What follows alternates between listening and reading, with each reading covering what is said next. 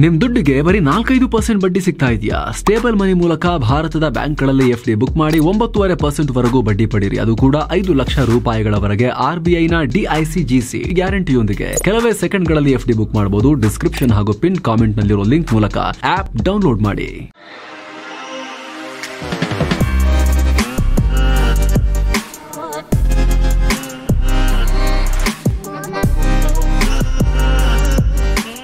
Hi friends, ದಿನದ ಎಲ್ಲ ಪ್ರಮುಖ ಸುದ್ದಿಯನ್ನ ನಿಮಗೆ ತಲುಪಿಸೋ mastmaga.com ನ ಫುಲ್ ನ್ಯೂಸ್ಗೆ ಸ್ವಾಗತ. ನಾನು ಅಮರ್ ಪ್ರಸಾದ್. ಅಮೆರಿಕದ ಅಧ್ಯಕ್ಷರಾಗಿ ಅಧಿಕಾರ ವಹಿಸಿಕೊಳ್ತಿದ್ದ ಹಾಗೆ ಡೊನಾಲ್ಡ್ ಟ್ರಂಪ್ ಅಕ್ಕಪಕ್ಕದ ರಾಷ್ಟ್ರಗಳ ವಿರುದ್ಧ ಮುಗಿಬೀಳ್ತಾ ಇದ್ದಾರೆ. ವಲಸಿಗರ ಕಾರಣ ಕೊಟ್ಟು ಅಮೆರಿಕ ಮೆಕ್ಸಿಕೋ ಗಡಿ ಭಾಗದಲ್ಲಿ ರಾಷ್ಟ್ರೀಯ ತುರ್ತು ಪರಿಸ್ಥಿತಿಯನ್ನ ಘೋಷಿಸಿದ ಬೆನ್ನಲ್ಲೇ ಗಡಿಗೆ ಸೇನೆಯನ್ನ ರವಾನೆ ಮಾಡೋಕು ಆದೇಶ ಪಾಸ್ ಮಾಡಿದ್ದಾರೆ. ಈಗ ಆಲ್ರೆಡಿ ಸೇನೆ ಡಿಪ್ಲಾಯ್ ಆಗಿದೆ ಬಾರ್ಡರ್ನಲ್ಲಿ ಅನ್ನೋ ಮಾಹಿತಿ ಲಭ್ಯ ಆಗ್ತಾ ಇದೆ. ಇದರ ಬಗ್ಗೆ ನಾವು ನಿಮಗೆ ಟ್ರಂಪ್ ದೊಡ್ಡ ಆದೇಶಗಳನ್ನು ಈ ಡೀಟೇಲ್ಡ್ ರಿಪೋರ್ಟ್ ನಲ್ಲಿ ಸ್ವಲ್ಪ ಡೀಟೇಲ್ ಆಗಿ ಎಕ್ಸ್ಪ್ಲೇನ್ ಮಾಡಿದೀವಿ. ಅದರಲ್ಲಿ ಏನ್ ಕಾರಣ ಅಂತ. ಏನು ಅಮೆರಿಕದಲ್ಲಿ CBP-1 ಆಪ್ ಬಂದ್ ಮಾಡಿದೀವಿ ಅಂತ ಕೂಡ ಟ್ರಂಪ್ ಘೋಷಿಸಿದ್ದಾರೆ. ಈ ಆಪ್ ಯಾವುದು ಅಂದ್ರೆ ಅಮೆರಿಕಗೆ ಕಾನೂನುಬದ್ಧವಾಗಿ ಎಂಟ್ರಿ ಕೊಡೋಕೆ ಸಿಸ್ಟಮ್ ತರಲಾಗಿತ್ತು. ಆದ್ರೆ ಇದರ ಮೂಲಕವೂ ಹೆಚ್ಚಿನ ವಿದೇಶಿಗರು ಬರ್ತಾ ಇದ್ದಾರೆ ಅಂತ ಟ್ರಂಪ್ ಇದನ್ನ ಸ್ಥಗಿತಗೊಳಿಸಿದ್ದಾರೆ. ಇತ್ತ ಟ್ರಂಪ್ರ ಪ್ರಧಾನ ಸಲಹೆಗಾರ ಸ್ಟೀಫನ್ ಮಿಲ್ಲರ್ ರಿಯಾಕ್ಟ್ ಮಾಡಿ ಅಮೆರಿಕಗೆ ಎಂಟ್ರಿ ಕೊಡೋಕೆ ಪ್ರಯತ್ನ ಪಡೋ ಎಲ್ಲ ಅಕ್ರಮ ಏಲಿಯನ್ಸ್ ವಾಪಸ್ ಹೋಗ್ಬೋದು, ನಮ್ಮ ಬಾಗಿಲು ಮುಚ್ಚಿದೆ. ಯಾರಾದರೂ ಅಕ್ರಮವಾಗಿ ಅಮೆರಿಕಗೆ ನುಗ್ಗೋಕೆ ಪ್ರಯತ್ನ ಪಟ್ಟರೆ ಅಂತವರ ವಿರುದ್ಧ ಕಠಿಣ ಕಾನೂನು ಕ್ರಮ ತಗೊಳ್ತೀವಿ, ಹೊರಗೆ ಹಾಕ್ತೀವಿ ಅಂತ ಹೇಳಿದ್ದಾರೆ. ಅಲ್ಲದೆ ವೈಟ್ ಹೌಸ್ನ ಡೆಪ್ಯೂಟಿ ಪ್ರೆಸ್ ಸೆಕ್ರೆಟರಿ ಆನಾ ಕೆಲಿ ಮತ್ತೊಂದು ಸ್ಫೋಟಕ ಹೇಳಿಕೆಯನ್ನ ಕೊಟ್ಟಿದ್ದಾರೆ. ಅಮೆರಿಕ ಪ್ರಜೆ ಅಲ್ಲದವರು ಅಮೆರಿಕದಲ್ಲಿ ಕೊಲೆಯಂತಹ ಗಂಭೀರವಾದ ಕ್ರೈಮ್ಗಳಲ್ಲಿ ತೊಡಗಿಕೊಂಡ್ರೆ ಅವರಿಗೆ ಟ್ರಂಪ್ ಮರಣದಂಡನೆ ವಿಧಿಸೋಕೆ ಸೂಚಿಸಬಹುದು. ಅಕ್ರಮ ವಲಸಿಗರನ್ನ ತಡೆಯೋಕೆ, ಅಮೆರಿಕದ ರಕ್ಷಣೆಗೆ, ಈ ರೀತಿ ಕ್ರಿಮಿನಲ್ ಚಟುವಟಿಕೆಯನ್ನ ತಡೆಯೋಕೆ, ಗಂಭೀರ ಅಪರಾಧ ಮಾಡಿದವರಿಗೆ ಈ ರೀತಿ ಗಂಭೀರ ಶಿಕ್ಷೆ ಇರೋದು ಅನಿವಾರ್ಯ ಅಂತ ಹೇಳಿದ್ದಾರೆ. ಇನ್ನೊಂದು ಕಡೆ ಬರ್ತ್ ರೈಟ್ ಸಿಟಿಸನ್ಶಿಪ್ ಪದ್ಧತಿ ತೆಗೆಯೋಕೆ ಟ್ರಂಪ್ ಸಹಿ ಹಾಕಿರೋದು ಕೋಲಾಹಲಕ್ಕೆ ಕಾರಣ ಆಗಿದೆ. ಈ ಬರ್ತ್ ರೈಟ್ ಸಿಟಿಸನ್ಶಿಪ್ ಅಂದ್ರೆ ಒಬ್ಬ ವ್ಯಕ್ತಿ ಅಮೆರಿಕದಲ್ಲಿ ಹುಟ್ಟಿದ ಮೇಲೆ ಆತ ಅಮೆರಿಕದ ಪ್ರಜೆ ಆಗ್ತಾರೆ ಅನ್ನೋದು. ಆತನ ತಂದೆ ತಾಯಿ ಬೇರೆ ದೇಶದವರಾಗಿದ್ರೂ ಕೂಡ ಅದು ಅಡ್ಡ ಬರುವುದಿಲ್ಲ. ಅಮೆರಿಕ ಸಂವಿಧಾನದ 14ನೇ ತಿದ್ದುಪಡಿ ಪ್ರಕಾರ ಈ ಅವಕಾಶ ಇದೆ. ಆದ್ರೆ ಇದಕ್ಕೆ ಕಡಿವಾಣ ಹಾಕ್ತೀನಿ ಅಂತ ಟ್ರಂಪ್ ಹೇಳಿದ್ದಾರೆ.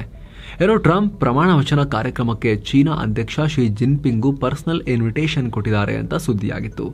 ಆದರೆ ಜಿನ್ಪಿಂಗ್ ಹೋಗಿಲ್ಲ. ಬದಲಿಗೆ ಚೀನಾ ವೈಸ್ ಪ್ರೆಸಿಡೆಂಟ್ ಹಾನ್ ಝೆಂಗ್ ಈ ಕಾರ್ಯಕ್ರಮದಲ್ಲಿ ಪಾಲ್ಗೊಂಡಿದ್ದಾರೆ. ಈ ವೇಳೆ ಅಮೆರಿಕ ನೂತನ ಉಪಾಧ್ಯಕ್ಷ JD ವಾನ್ಸ್ರನ್ನ ಮೀಟ್ ಮಾಡಿ ಅವರೊಂದಿಗೆ ಫೋಟೋ ಕೂಡ ತೆಗೆಸಿಕೊಂಡಿದ್ದಾರೆ. ಟರ್ಕಿಯಲ್ಲಿ ದೊಡ್ಡ ಬೆಂಕಿ ದುರಂತ ಉಂಟಾಗಿದೆ. ಅಲ್ಲಿನ ಬೋಲು ಪ್ರಾಂತ್ಯದಲ್ಲಿರೋ ಗ್ರಾಂಡ್ ಕರ್ತಾಲ್ ಹೋಟೆಲ್ನಲ್ಲಿ ಬೆಂಕಿ ಅವಘಡ ಉಂಟಾಗಿ ಕನಿಷ್ಠ 66 ಮಂದಿ ಪ್ರಾಣ ಕಳ್ಕೊಂಡಿದ್ದಾರೆ, 51 ಮಂದಿ ಗಾಯಗೊಂಡಿದ್ದಾರೆ. ಘಟನೆ ವೇಳೆ ಹೋಟೆಲ್ನಲ್ಲಿ 234 ಜನರಿದ್ರು ಅಂತ ಹೇಳಲಾಗ್ತಿದೆ. ಸದ್ಯ ಬೆಂಕಿ ಅವಘಡಕ್ಕೆ ಕಾರಣ ಪತ್ತೆಯಾಗಿಲ್ಲ. ಪೊಲೀಸರು ತನಿಖೆ ಶುರು ಮಾಡಿದ್ದಾರೆ. ಇದರ ಬಗ್ಗೆ ಇನ್ನಷ್ಟೇ ಹೆಚ್ಚಿನ ಮಾಹಿತಿ ಹೊರಬರಬೇಕಾಗಿದೆ. ಛತ್ತೀಸ್ಗಢದಲ್ಲಿ ನಕ್ಸಲರ ವಿರುದ್ಧ ಭದ್ರತಾ ಪಡೆಗಳು ದೊಡ್ಡ ಕಾರ್ಯಾಚರಣೆ ಮಾಡಿದ್ದಾರೆ. ಪರಿಣಾಮ ಇದುವರೆಗೆ ಹಿರಿಯ ನಕ್ಸಲ್ ನಾಯಕ ಚಲಪತಿ ಸೇರಿ 14 ನಕ್ಸಲರನ್ನ ಎನ್ಕೌಂಟರ್ ಮಾಡಲಾಗಿದೆ. ಒಡಿಶಾ ಬಾರ್ಡರ್ನಲ್ಲಿರೋ ಗರಿಯಾಬಂದ್ ಜಿಲ್ಲೆಯಲ್ಲಿ ಈ ಘಟನೆಯಾಗಿದೆ. ಛತ್ತೀಸ್ಗಢನ ಕುಲಾರಿ ಘಾಟ್ ಅರಣ್ಯ ಪ್ರದೇಶದಲ್ಲಿ ನಕ್ಸಲರು ಇರೋ ಬಗ್ಗೆ ಗುಪ್ತಚರ ಮಾಹಿತಿ ಆಧರಿಸಿ district reserve guard CRPF, Odisha special operation group ಮತ್ತು ಛತ್ತೀಸ್ಗಢದ ಕೋಬ್ರಾ ಪಡೆ ಭಾನುವಾರ ರಾತ್ರಿಯಿಂದ ಜಂಟಿಯಾಗಿ ಆಪರೇಷನ್ ನಡೆಸ್ತಾ ಇದ್ರು. ಅದರ ಭಾಗವಾಗಿ ಈ 14 ನಕ್ಸಲರನ್ನ ಹೊಡೆದುರುಳಿಸಲಾಗಿದೆ. ಈ ಭಾಗದಲ್ಲಿ ಭದ್ರತಾ ಪಡೆಗಳು ಕಾರ್ಯಾಚರಣೆಯನ್ನ ಮುಂದುವರೆಸಿದ್ದಾರೆ. ಹೀಗಾಗಿ ನಕ್ಸಲರ ಸಾವಿನ ಸಂಖ್ಯೆ ಇನ್ನಷ್ಟು ಹೆಚ್ಚಾಗಬಹುದು ಅನ್ನೋ ಮಾಹಿತಿ ಲಭ್ಯ ಆಗ್ತಾ ಇದೆ. ಅಂದಹಾಗೆ ಚಲಪತಿ ಅಲಿಯಾಸ್ ಜೈರಾಮ್ ರೆಡ್ಡಿ ಅನ್ನೋ ಹಿರಿಯ ನಕ್ಸಲ್ ಲೀಡರ್ ಆಂಧ್ರ, ಒಡಿಶಾ ಹಾಗೂ ಛತ್ತೀಸ್ಗಢ ಗಡಿ ಪ್ರದೇಶದಲ್ಲಿ ನಕ್ಸಲ್ ಚಟುವಟಿಕೆಗೆ ಕುಮ್ಮಕ್ಕು ಕೊಡುತ್ತಿದ್ದ ಅಂತ ಹೇಳಿ ಈತನ ಬಗ್ಗೆ ಮಾಹಿತಿ ಕೊಟ್ಟವರಿಗೆ 1 ಕೋಟಿ ರೂಪಾಯಿ ಬಹುಮಾನ ಘೋಷಿಸಲಾಗಿತ್ತು. 1 ಕೋಟಿ ರೂಪಾಯಿ. ಈಗ ಈತನನ್ನೇ ಮುಗಿಸಲಾಗಿದೆ ಅಂತ ಗರಿಯಾಬಂದ್ ಪೊಲೀಸ್ ವರಿಷ್ಠಾಧಿಕಾರಿ ನಿಖಿಲ್ ರಾಖೇಚಾ ಮಾಹಿತಿಯನ್ನ ಕೊಟ್ಟಿದ್ದಾರೆ. ಏನೋ ಈ ಗುಂಡಿನ ದಾಳಿ ವೇಳೆ ನಕ್ಸಲರಿಂದ ಹಲವು ಬಂದೂಕು, ಮದ್ದುಗುಂಡು ಸೇರಿ ಅಪಾರ ಪ್ರಮಾಣದ ಶಸ್ತ್ರಾಸ್ತ್ರಗಳನ್ನು ವಶಪಡಿಸಿಕೊಳ್ಳಲಾಗಿದೆ ಅಂತ ಭದ್ರತಾ ಪಡೆಯ ಅಧಿಕಾರಿಗಳು ಮಾಹಿತಿ ಕೊಟ್ಟಿದ್ದಾರೆ. ಏನೋ ಭದ್ರತಾ ಪಡೆಗಳ ಈ ಬಿಗ್ ಆಪರೇಷನ್ಗೆ ಕೇಂದ್ರ ಗೃಹ ಮಂತ್ರಿ ಅಮಿತ್ ಶಾ ಶ್ಲಾಘನೆ ವ್ಯಕ್ತಪಡಿಸಿದ್ದಾರೆ. ಈ ಮೂಲಕ ನಕ್ಸಲಿಸಂಗೆ ದೊಡ್ಡ ಹೊಡೆತ ಕೊಟ್ಟಿದ್ದೀವಿ. ನಮ್ಮ ಭದ್ರತಾ ಪಡೆಗಳು ಜಂಟಿ ಕಾರ್ಯಾಚರಣೆ ಮೂಲಕ ನಕ್ಸಲ್ ಮುಕ್ತ ಭಾರತ ನಿರ್ಮಿಸುವ ವಿಚಾರವಾಗಿ ದೊಡ್ಡ ಯಶಸ್ಸನ್ನ ಸಾಧಿಸಿದ್ದಾರೆ ಅಂತ ಅಮಿತ್ ಶಾ ಹೇಳಿದ್ದಾರೆ. ನಿಮ್ಮ ಗಮನಕ್ಕಿರಲಿ, ಇನ್ನೊಂದು 2 ವರ್ಷದಲ್ಲಿ ಕಂಪ್ಲೀಟ್ ಆಗಿ ನಕ್ಸಲರನ್ನ ಭಾರತದಿಂದ ಅಳಿಸಿ ಹಾಕ್ತೀವಿ ಅಂತ ಕೇಂದ್ರ ಗೃಹ ಮಂತ್ರಿ ಅಮಿತ್ ಶಾ ಶಪಥ ಮಾಡಿದ್ದೀನಿ ಅಂತ ಪದೇ ಲಾಸ್ಟ್ 1 ಇಯರ್ನಿಂದ ರಿಪೀಟೆಡ್ಲಿ ಹೇಳ್ತಾನೆ ಬರ್ತಾ ಇದ್ದಾರೆ. ಅದರ ನಡುವೆ ಕೂಡ ಆಗಾಗ ದಾಳಿಗಳು ಆಗ್ತಾನೆ ಇದಾವೆ ಭದ್ರತಾ ಪಡೆಗಳ ಮೇಲೆ ನಕ್ಸಲರಿಂದ. ಮೊನ್ನೆ ಇದೇ ಛತ್ತೀಸ್ಗಢದಲ್ಲೂ ಕೂಡ ಭದ್ರತಾ ಪಡೆಗಳ ಮೇಲೆ ನಕ್ಸಲರು ದಾಳಿ ಮಾಡಿ ಅಪಾರ ಸಾವು ನೋವಿಗೆ ಕಾರಣ ಆಗಿದ್ರು. ಈಗ ಅದಾದ್ಮೇಲೆ ಬ್ಯಾಕ್ ಟು ಬ್ಯಾಕ್ ಎನ್ಕೌಂಟರ್ಗಳು ನಡೀತಾವೆ. ಈಗ ದೊಡ್ಡ ಯಶಸ್ಸನ್ನ ಈಗ ಈ ಎನ್ಕೌಂಟರ್ ಮೂಲಕ ಭದ್ರತಾ ಪಡೆಗಳು ಸಾಧಿಸಿದ್ದಾರೆ. ಯುಪಿ ಪೊಲೀಸರು ಮಹತ್ವದ ಕಾರ್ಯಾಚರಣೆ ಮಾಡಿದ್ದಾರೆ. ಅಲ್ಲಿನ ಶಾಮ್ಲಿ ಜಿಲ್ಲೆಯಲ್ಲಿ ಕ್ರಿಮಿನಲ್ ಹಿಸ್ಟರಿ ಹೊಂದಿದ್ದ ಮೋಸ್ಟ್ ವಾಂಟೆಡ್ ಗ್ಯಾಂಗ್ಸ್ಟರ್ ಅರ್ಷದ್ ಸೇರಿ 4 ಎನ್ಕೌಂಟರ್ ಮಾಡಿದ್ದಾರೆ. ಈ ಘಟನೆಯಲ್ಲಿ ಓರ್ವ ಪೊಲೀಸ್ ಅಧಿಕಾರಿಗೆ ಗಾಯವಾಗಿದೆ. ಮೃತ ಅರ್ಷದ್ ಮೇಲೆ ಕೊಲೆ, ಸುಲಿಗೆ, ದರೋಡೆ ಸೇರಿದಂತೆ ಸಾಕಷ್ಟು ಕೇಸ್ಗಳು ದಾಖಲಾಗಿದ್ವು. ಹುಡುಕಿಕೊಟ್ಟವರಿಗೆ 1 ಲಕ್ಷ ರೂಪಾಯಿ ಬಹುಮಾನವನ್ನ ಘೋಷಿಸಲಾಗಿತ್ತು. ಮಹತ್ವದ ಬೆಳವಣಿಗೆಯಲ್ಲಿ ಛತ್ತೀಸ್ಗಢದ ಕೋಬ್ರಾ ಜಿಲ್ಲಾ ನ್ಯಾಯಾಲಯ 5 ಅಪರಾಧಿಗಳಿಗೆ ಮರಣದಂಡನೆ ವಿಧಿಸಿದೆ. 2021ರಲ್ಲಿ ಬುಡಕಟ್ಟು ಸಮುದಾಯದ ಅಪ್ರಾಪ್ತ ಬಾಲಕಿ ಮೇಲೆ ಅತ್ಯಾಚಾರ ಮಾಡಿ ಬಾಲಕಿಯ ತಂದೆ ಮತ್ತು ತಂಗಿಯನ್ನ ಹತ್ಯೆ ಮಾಡಲಾಗಿತ್ತು. ನಿರಂತರ 4 ದಿನಗಳ ಕಾಲ ಬಾಲಕಿ ನರಳಾಡಿ ಆಕೆ ಕೂಡ ಪ್ರಾಣ ಕಳ್ಕೊಂಡಿದ್ಲು. ಈಗ ಇದು ಅತ್ಯಂತ ಅಪರೂಪದ ಕ್ರೂರ ಕೃತ್ಯ ಅಂತ ಪ್ರಕರಣದ 5 ಅಪರಾಧಿಗಳಿಗೆ ಗಲ್ಲು, ಮತ್ತೊಬ್ಬ ಅಪರಾಧಿಗೆ ಜೀವಾವಧಿ ಶಿಕ್ಷೆಯನ್ನ ವಿಧಿಸಲಾಗಿದೆ. ಯುಪಿಯ ಮಹಾಕುಂಭಮೇಳದಲ್ಲಿ ವೈರಲ್ ಆಗ್ತಿರೋ ಮೊನಾಲಿಸಾ ಅನ್ನೋ ಹುಡುಗಿಗೆ ಬಾಲಿವುಡ್ನ ಸನೋಜ್ ಮಿಶ್ರಾ ಅನ್ನೋ ನಿರ್ದೇಶಕರೊಬ್ಬರು ಫಿಲ್ಮ್ ಆಫರ್ ಮಾಡಿದ್ದಾರೆ. ತಮ್ಮ ಡೈರಿ ಆಫ್ ಮಣಿಪುರ್ ಅನ್ನೋ ಮೂವಿಗೆ ಮೊನಾಲಿಸಾಳನ್ನ ಲೀಡ್ ರೋಲ್ ಆಗಿ ಆಯ್ಕೆ ಮಾಡಿದ್ದಾರೆ ಅನ್ನೋ ಮಾಹಿತಿ ಬರ್ತಾ ಇದೆ. 9ನೇ ದಿನಕ್ಕೆ ಕಾಲಿಟ್ಟಿರೋ ಕುಂಭಮೇಳದಲ್ಲಿ ಅದಾನಿ ಗ್ರೂಪ್ನ ಚೇರ್ಮನ್ ಗೌತಮ್ ಅದಾನಿ ತಮ್ಮ ಕುಟುಂಬದವರೊಂದಿಗೆ ಭಾಗಿಯಾಗಿದ್ರು. ಇನ್ನು ಫೆಬ್ರವರಿ 5ನೇ ತಾರೀಕು ಭಾರತದ ಪ್ರಧಾನಮಂತ್ರಿ ನರೇಂದ್ರ ಮೋದಿ ಅವರು ಕೂಡ ಕುಂಭದಲ್ಲಿ ಪಾಲ್ಗೊಂಡು ಪವಿತ್ರ ಸ್ನಾನ ಮಾಡ್ತಾರೆ ಅನ್ನೋ ರಿಪೋರ್ಟ್ಸ್ ಬರ್ತಾ ಇವೆ. ಆದರೆ ಇದನ್ನು ಕನ್ಫರ್ಮ್ ಆಗಿಲ್ಲ. ಗಡಿಯಲ್ಲಿ ಸೂಕ್ಷ್ಮ ಸಂದೇಶಗಳನ್ನ ರವಾನಿಸೋಕೆ ಭಾರತೀಯ ಸೇನೆ ಸಂಭವ್ ಅನ್ನೋ ಸ್ಮಾರ್ಟ್ ಫೋನ್ ನ ಬಳಸ್ತಾ ಇದೆ ಅನ್ನೋ ಮಾಹಿತಿ ಸಿಕ್ಕಿದೆ.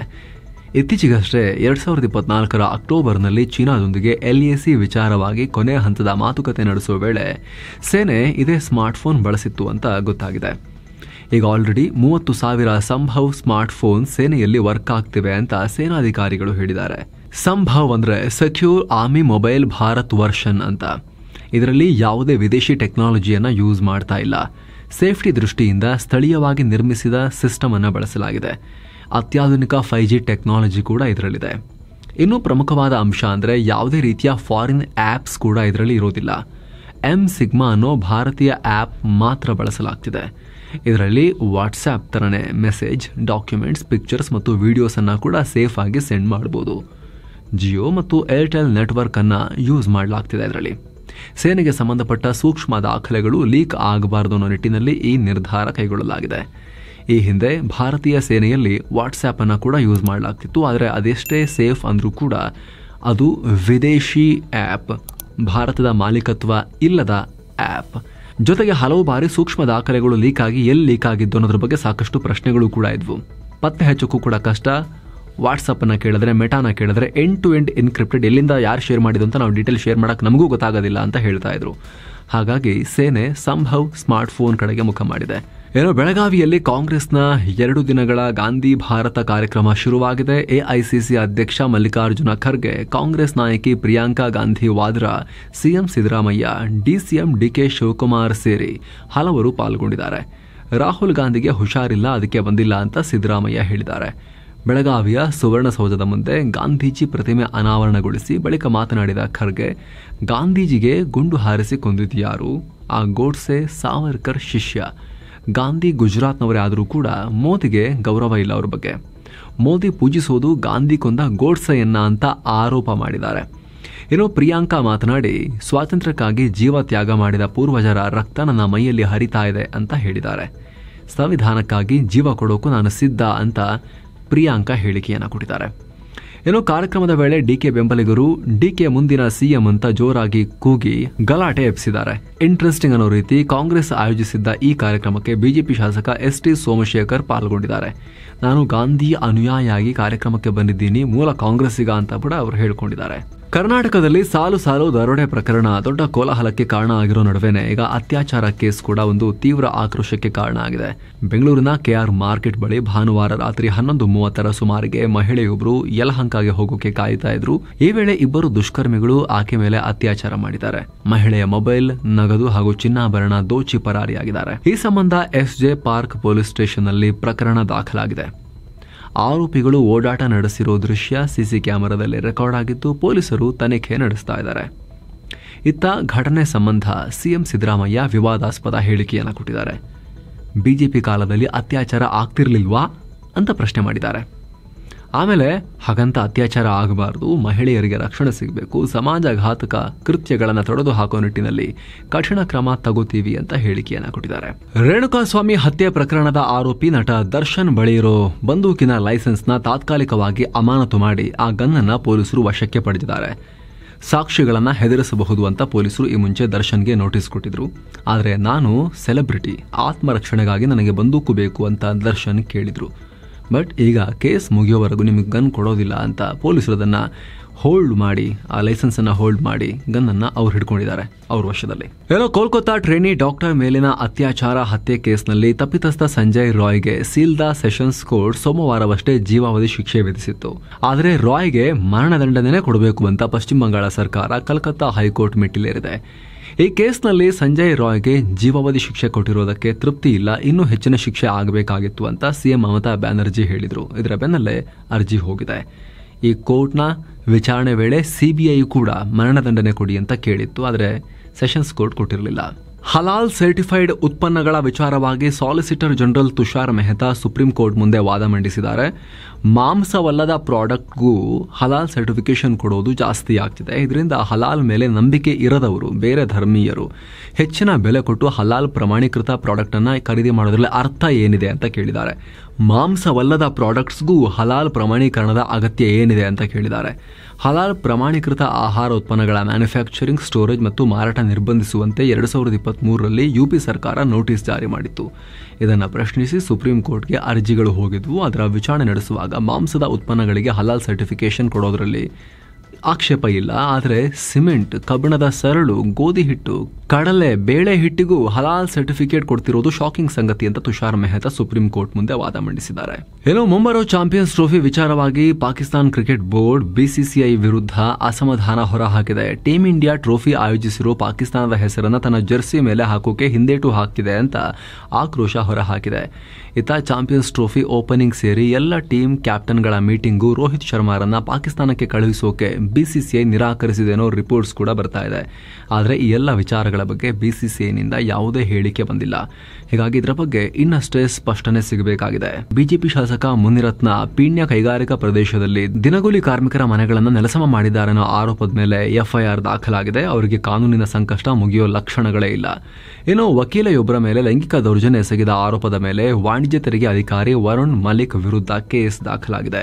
ಏನೋ ಮಂಗಳೂರಿನ ಉಳ್ಳಾಲದ ಬ್ಯಾಂಕ್ ದರೋಡೆ ಆರೋಪಿ ಮೇಲೆ ಪೊಲೀಸರು ಗುಂಡು ಹಾರಿಸಿದ್ದಾರೆ. ತಮಿಳುನಾಡಿನ ತಿರುನಲ್ವೇಲಿ ಬಳಿ 3 ಆರೋಪಿಗಳನ್ನು ಅರೆಸ್ಟ್ ಮಾಡಲಾಗಿತ್ತು. ತಲಪಾಡಿಯ ಅಲಂಕಾರು ಗುಡ್ಡದಲ್ಲಿ ಸ್ಥಳ ಮಹಜರು ವೇಳೆ ಪೊಲೀಸರ ಮೇಲೆ ಹಲ್ಲೆಗೆ ಪ್ರಯತ್ನ ಪಟ್ಟ ಹಿನ್ನೆಲೆಯಲ್ಲಿ ಆರೋಪಿ ಕಣ್ಣಿನ ಮಣಿ ಕಾಲಿಗೆ ಗುಂಡು ಹಾರಿಸಲಾಗಿದೆ. ಸದ್ಯ ಆರೋಪಿಯನ್ನ ಆಸ್ಪತ್ರೆಗೆ ದಾಖಲಿಸಿ ಚಿಕಿತ್ಸೆ ಕೊಡಲಾಗ್ತಾ ಇದೆ.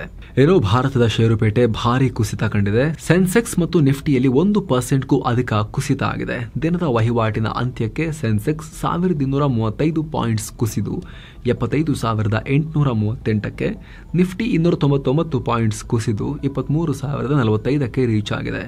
ವಿದೇಶಿ ಹೂಡಿಕೆಗಳ ಹೊರಹರಿವು ಕಂಟಿನ್ಯೂ ಆಗಿದ್ದು ಮಾರುಕಟ್ಟೆಗೆ ಭಾರಿ ಹೊಡೆತ ಕೊಟ್ಟಿದೆ. ಜನವರಿ ತಿಂಗಳಲ್ಲಿ ಸುಮಾರು 50,912 ಕೋಟಿ ರೂಪಾಯಿ ಮೌಲ್ಯದ ಭಾರತೀಯ ಈಕ್ವಿಟಿಯನ್ನ ವಿದೇಶಿ ಹೂಡಿಕೆದಾರರು ಮಾರಾಟ ಮಾಡಿದ್ದಾರೆ. ಅತ ಟ್ರಂಪ್ ಫ್ಯಾಕ್ಟರ್ ಕೂಡ ಮಾರುಕಟ್ಟೆ ಮೇಲೆ ಪ್ರಭಾವ ಬೀರಿದೆ. ಪ್ರಮಾಣ ವಚನ ವೇಳೆ ಫೆಬ್ರವರಿ 1ರಿಂದಲೇ ಕೆನಡಾ ಮತ್ತು ಮೆಕ್ಸಿಕೋಗೆ 25% ಟ್ಯಾರಿಫ್ ಹಾಕೋದಾಗಿ ಹೇಳಿದ್ರು. ಸದ್ಯ ಚೀನಾ ಮೇಲೆ ಟ್ಯಾರಿಫ್ ಹೇರೋ ಬಗ್ಗೆ ಮಾತನಾಡಿಲ್ಲ. ಏನೋ ಬ್ರಿಕ್ಸ್ ರಾಷ್ಟ್ರಗಳಲ್ಲಾದರೂ ಕೂಡ ತಾವು ಅಂದುಕೊಂಡಿದ್ದನ್ನು ಮಾಡೋಕೆ ಮುಂದಾದರೆ, ಅಂದರೆ ಬ್ರಿಕ್ಸ್ ಕರೆನ್ಸಿ ಅಂತ ಏನಾದರೂ ನೀವು ದುಸ್ಸಾಹಸ ಮಾಡೋಕೆ ಹೊರಟ್ರೆ 100% ಟ್ಯಾಕ್ಸ್ ಹಾಕಿಬಿಡ್ತೀನಿ ಅಂತ ಬೆದರಿಕೆ ಹಾಕಿದ್ದಾರೆ. ಹಾಗಾಗಿ ಹೂಡಿಕೆದಾರರ ಕಾನ್ಫಿಡೆನ್ಸ್ ಕಮ್ಮಿಯಾಗಿದೆ. ಬಹಳ ಎಚ್ಚರಿಕೆಯಿಂದ ವಹಿವಾಟು ನಡೆಸ್ತಾ ಇದ್ದಾರೆ. ಟ್ರಂಪ್ ಟ್ರೇಡ್ ಪಾಲಿಸಿಯ ಅನಿಶ್ಚಿತತೆಯಿಂದ ಕೆಲ ದಿನಗಳ ಕಾಲ ಈ ಟ್ರೆಂಡ್ ಮುಂದುವರಿಬಹುದು ಅಂತ ಷೇರುಪೇಟೆ ತಜ್ಞರು ಹೇಳ್ತಾ ಇದ್ದಾರೆ. ಸಿಕ್ಕಾಪಟ್ಟೆ ಅನ್ಸರ್ಟೆನಿಟಿ, ಅನಿಶ್ಚಿತತೆ, ಏನು ಕ್ಲಾರಿಟಿ ಇಲ್ಲ, ಆ ರೀತಿ ವಾತಾವರಣ. ಏನೋ ರಿಲಯನ್ಸ್ ಇಂಡಸ್ಟ್ರೀಸ್, ಐಸಿಐಸಿಐ ಬ್ಯಾಂಕ್ ಮತ್ತು ಝೊಮ್ಯಾಟೊ ಲಾಸ್ ಮಾಡ್ಕೊಂಡಿವೆ.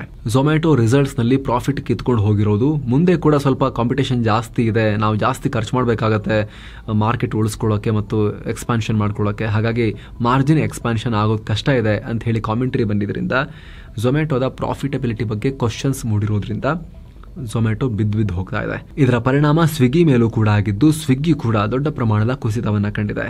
ಇನ್ನು ಡಾಲರ್ ಮುಂದೆ ರೂಪಾಯಿ ಮೌಲ್ಯ 13 ಪೈಸೆ ಕಮ್ಮಿಯಾಗಿ 86 ರೂಪಾಯಿ 58 ಪೈಸೆಯಾಗಿದೆ. ಏನು ಚಿನ್ನ ಮತ್ತು ಬೆಳ್ಳಿ ಬೆಲೆ ವಿಚಾರಕ್ಕೆ ಬಂದ್ರೆ 24 ಕ್ಯಾರೆಟ್ನ 10 ಗ್ರಾಂ ಚಿನ್ನದ ಬೆಲೆಯಲ್ಲಿ 108 ರೂಪಾಯಿ ಹೆಚ್ಚಾಗಿ 79,453 ರೂಪಾಯಿ ಆಗಿದೆ. 22 ಕ್ಯಾರೆಟ್ನ 10 ಗ್ರಾಂ ಚಿನ್ನದ ಬೆಲೆಯಲ್ಲಿ 100 ರೂಪಾಯಿ ಹೆಚ್ಚಾಗಿ 72,780 ರೂಪಾಯಿ ಆಗಿದೆ. 1 ಕೆಜಿ ಬೆಳ್ಳಿ ಬೆಲೆಯಲ್ಲಿ 333 ರೂಪಾಯಿ ಹೆಚ್ಚಾಗಿ 90,533 ರೂಪಾಯಿ ಆಗಿದೆ. ಸೊ ಫ್ರೆಂಡ್ಸ್, ಇದಾಗಿತ್ತು ಇವತ್ತಿನ ಫುಲ್ ನ್ಯೂಸ್. ನಾವು ಕೊಯ್ದಿಲ್ಲ, ಎಳೆದಿಲ್ಲ, ಕಿರ್ಚಾಡಿಲ್ಲ, ಬರೀ ಸುದ್ದಿ ರೀತಿಯಲ್ಲಿ ನಿಮಗೆ ತಲುಪಿಸುವ ಪ್ರಯತ್ನವನ್ನ ಮಾಡಿದ್ದೀವಿ. ನಮ್ಮ ಈ ಪ್ರಯತ್ನ ನಿಮಗೆ ಇಷ್ಟ ಆಗ್ತಾ ಇದ್ರೆ ದಯವಿಟ್ಟು mastmaga.com ಚಾನಲ್ಗೆ ಸಬ್ಸ್ಕ್ರೈಬ್ ಮಾಡಿ, ಪಕ್ಕದ ಬೆಲ್ ಐಕಾನ್ ಮೇಲೆ ಕ್ಲಿಕ್ ಮಾಡೋದನ್ನ ಯಾವುದೇ ಕಾರಣಕ್ಕೂ ಮರಿಬೇಡಿ. Thank you so much. ಮತ್ತೆ ಭೇಟಿ ಆಗ್ತಿರೋಣ. ನಮಸ್ತೆ.